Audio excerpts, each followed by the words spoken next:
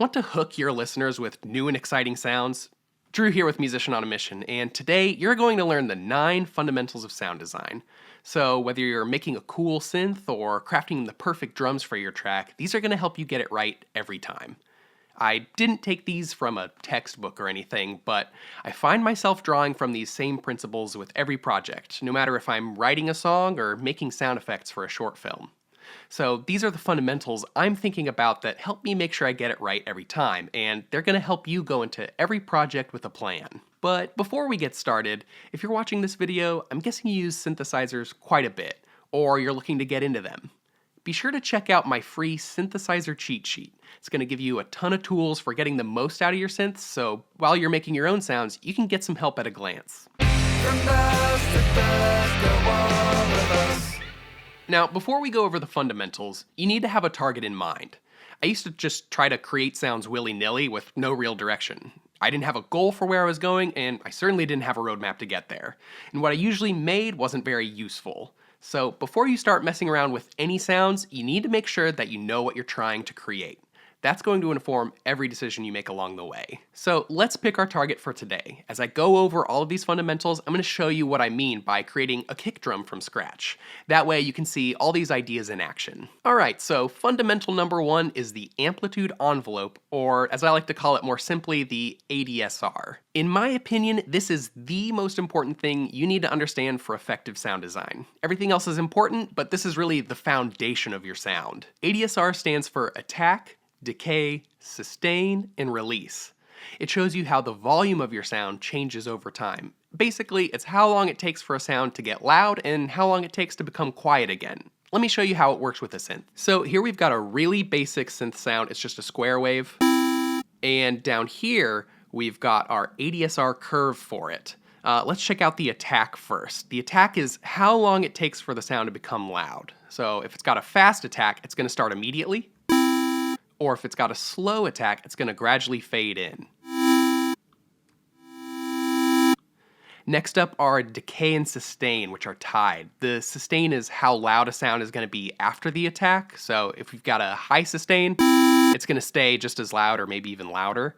And if you've got a low sustain, it's going to fade out afterwards. And the decay is how long it takes to go to that second volume. So, if I've got a really low sustain and a long decay, it's going to gradually fade out to that second volume, or that sounds like nothing, but as you can tell, that's a short decay going to that second volume. And finally, you've got the release, which is how long it takes for the sound to totally fade out. So if you've got a really short release, it's just going to cut out right away, or if you've got a long one, it's going to gradually fade out over time. And you can use this to describe any sound. For example, plucking an acoustic guitar will have a fast attack and a long release. And if we want to emulate a sound, we need to think about its ADSR curve. This is actually a cool trick I learned from Ryan Stunkel over at Blip Sounds. He showed me that as long as the transients match up, you can really make any source sound like something else. So to recreate a kick drum from scratch, we can take any sound that has these same characteristics, a fast attack, a high sustain, and a fast release, and we'll be able to turn it into a kick drum using effects. So I've actually already recorded something for us to use here, and it's just the sound of me dropping one textbook on top of another. Here's how it sounds right now. Doesn't really sound like a kick, but it's got that same amplitude envelope, that same ADSR curve as a kick would have. So over the course of this video, I'm going to turn this into a kick using some effects as well as some other sounds. Sound design fundamental number 2 is pitch. Pitch can go a long way in getting you the sound you want. For example, if you're making a synth, you could use a second oscillator and pitch it up or down an octave to fill out the tone. If you're not sure what an oscillator is, make sure to check out my video where I run through all the basics of synths. That'll help you out a lot. So let's see how we can get this book drop to sound a little bit more like a kick drum with pitch. Obviously, we're gonna pitch this down, but just for fun, let's see how it sounds if we pitch it way up, 36 semitones. Perfect. Oh my gosh, it's flawless. Hold on, let me hear that again. Yes, it's exactly what I was looking for, and the sound's done, and we can all go home now. Thank you. Bye. Okay, let's do our real job and pitch it down. So I've pitched it down a little more than an octave, and let's see how that is. Yeah, still, a little boomier than I'd probably want a kick to be, but that's a lot closer. Fundamental number 3 is layering. Layering sounds together will help you get a fuller, more realized tone. And as long as the sounds are within 35 to 40 milliseconds of each other, we're going to perceive them as coming from the same source. So let's think about the characteristics of a kick drum. We'd hear the click of the beater hitting the drum, that characteristic thud around 100 hertz, which I think this book drop will be perfect for, the boom of some sub frequencies, and some smack around 1 or 2K. So I've actually recorded another couple sources that we can use, and I've got a snap and a clap. So the snap I think we could use as the beater hitting the drum head, and the clap I think could be that smack that I was talking about. But what about those sub frequencies? We're gonna have to make those ourselves. So I'm gonna pull up a synth real quick, and I'm just gonna make that. I'm just gonna pitch this down a ton, so we're just hearing the subs, and switch this over to a sine wave. And finally, we're going to give it the ADSR curve that a kick drum would have. I want it to be really short, so I'm actually going to turn that sustain down. And if you aren't listening with headphones or good speakers, you might not hear this very well because it's very low, but it is going to help us fill out the tone a bit more. So let's hear how it sounds when we put those all together. Yeah, so they aren't volume matched whatsoever, but I think we've got a good foundation to build a kick drum. Fundamental number 4 is to keep it simple. So before we start adding more effects, we need to take a moment to think about what the sound really needs. It can be really easy to go overboard throwing different effects on for no reason, but that can actually make it sound a lot worse, or at least harder to mix. So keep things simple and only use what you really need. For example, now that I'm hearing it, I'm not sure that we actually need all of these sounds. I think we could maybe cut one of these out. And I don't really know that we need the sound of the beater hitting the drum. So I'm going to mute the snap, and I'm actually going to hide it as well. So I'm just not even worrying about it. Okay, cool. So we've cleaned things up a little bit. We're keeping it simple, and that's going to help us not go overboard. And in that vein, fundamental number 5 is cleaning. You need to clean up your sounds and make sure you've only got what you need. And this is where filters become really handy. So I'm actually going to add some fades to these. That way we're fading out any unnecessary noise. And then I'm going to use filters to just cut out any frequency ranges we aren't using. When you're layering a bunch of sounds together, it's really easy to make something that sounds great by itself, but takes up too much space in a full mix. If I were to take this kick as is and throw it into a mix, it'd probably be pretty muddy. So I want to use some filters and cut out things that aren't necessary in each of these sounds. Let's check out this book drop, for example. I want this to be the thud around 100 hertz, so I probably don't need all of this that's going on here. I can probably get rid of some of this sub stuff because I've already got a sub sound. And then I also don't need these really boxy mids. And already, just by using filters, this actually sounds closer to a kick drum. So let's go ahead and clean up our clap as well. This is really focused on getting the smack of the kick drum, so I don't need a lot of this lower frequency content that's going on here. Let me roll that off.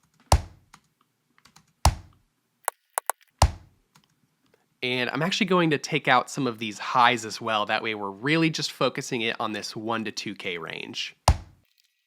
And I'm realizing now that I actually didn't pitch shift this clap, so I'm going to bump that up a little bit.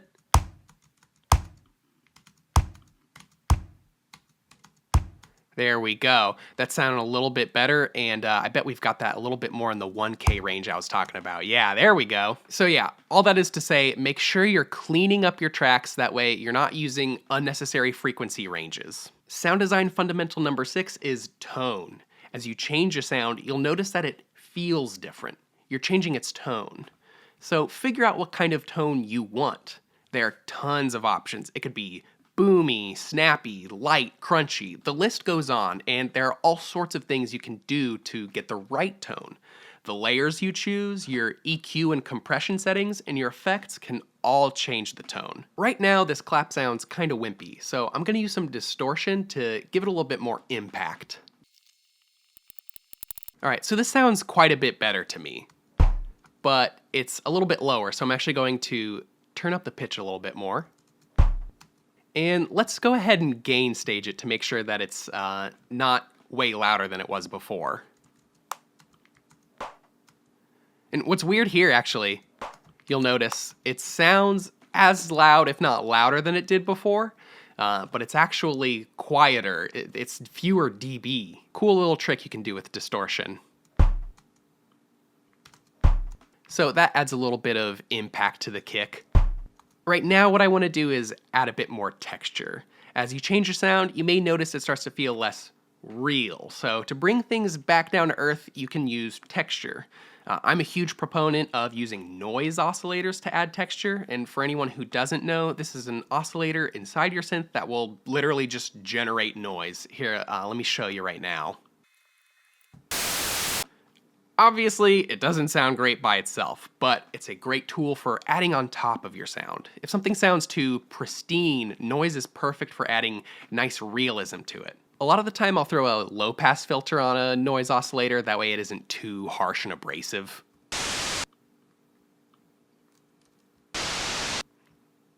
And let's go ahead and roll off some of the lows as well.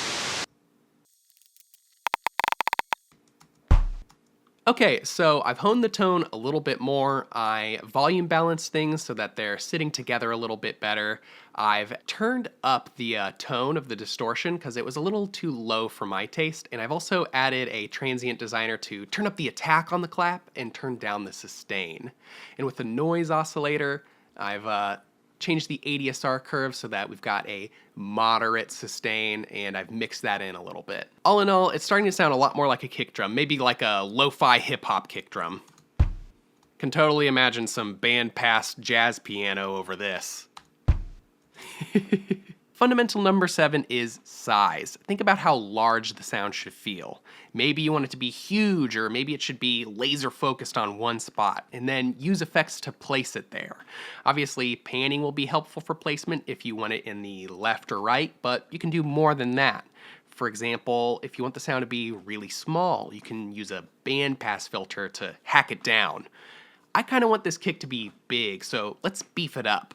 There are a number of ways I could do this. I could use a chorus to make it feel doubled, or maybe the Haas effect to widen it out, though I'd have to be careful about any phase issues then. But I'm actually going to use some more distortion, and this time I'm going to distort this book drop. So let's try it out.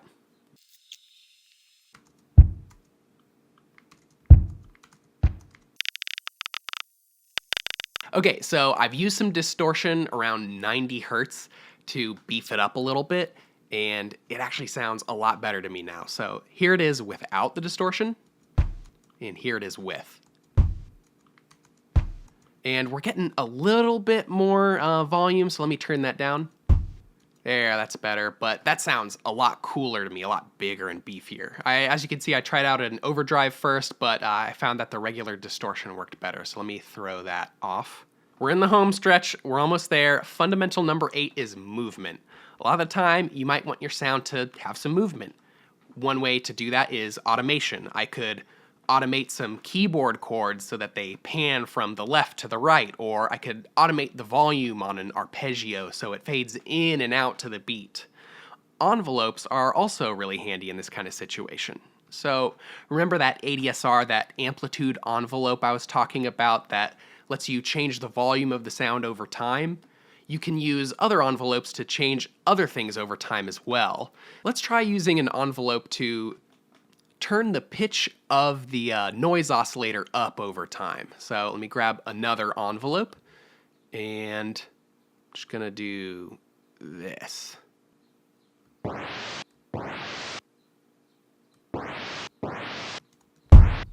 I don't actually like it for this sound very much. It's cool, but I kind of like the direction of a more natural drum sounding for this, so I'm going to take that off. Nonetheless, that's something you could use and is often really helpful in a lot of cases. Finally, fundamental number 9 is depth. Never underestimate the power of reverb and delay. I can't tell you how many times I've had a sound that's got the perfect transients, it's almost exactly what I'm going for, but it just feels flat. There's no depth to it at all. that's when I break out the reverb and the delay. So if I had a synth lead that I wanted to feel really airy, really ambient, I might use a lot of reverb on it or some long delays, but it's a little bit different for a kick drum. Of course, I could use some really ambient reverb to get a kind of kick drum in the cave sound, but for this, like I said, I want to go for something a little bit more natural, so I don't want something really reverby. That being said, this can still use some depth, and I'm going to focus on the clap, aka the smack for the drum. You usually don't want a ton of reverb or delay on low-end stuff, because it can make things sound really gross and muddy if you aren't careful, but higher-end stuff like this is perfect for creating a sense of depth, and right now, I want to make it feel really close to the listener, really in their face. So I'm going to use a slapback delay for that. This is a really common trick for getting in-your-face vocals, but right now we're going to use it for this kick drum. Let's go ahead and grab our delay. And a short delay time between 15 and 30 milliseconds is often really good for this, so let's try something out in that range.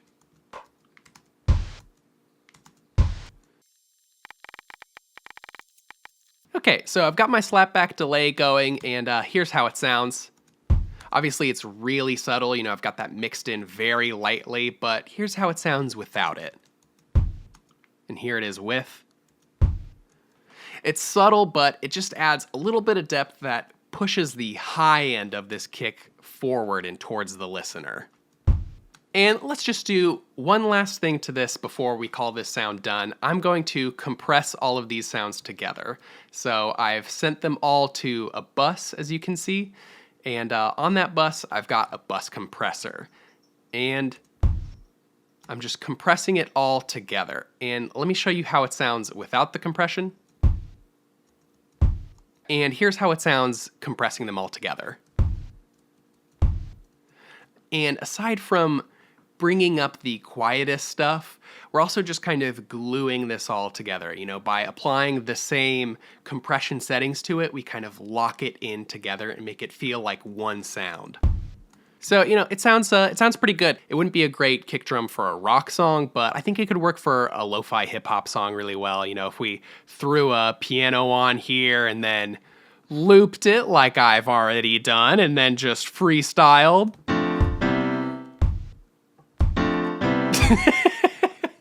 Crushing it. That's perfect musicianship right there. But yeah, if you layer this with some drums, a snare, you got a pretty cool track right there. All right, and those are the 9 fundamentals of sound design. Let's run through them one more time. You've got number 1, the amplitude envelope, aka the ADSR. Number 2, pitch. 3, layering sounds together. 4, remember to keep it simple. 5, cleaning.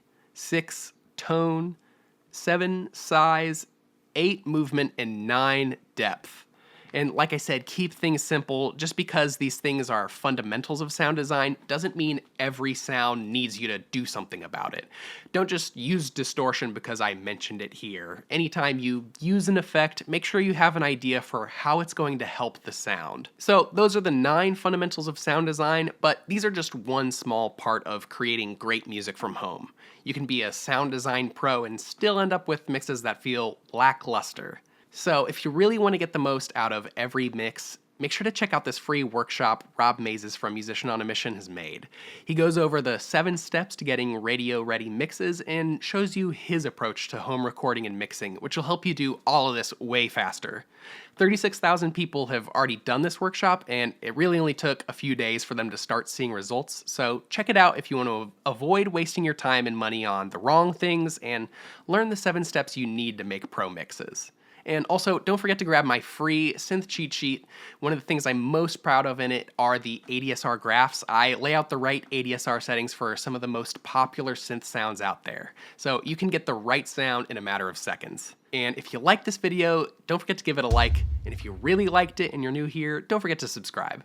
Okay, that's all for me. I'm Drew Swisher with Musician on a Mission. I'll see you again soon. And remember, create regardless.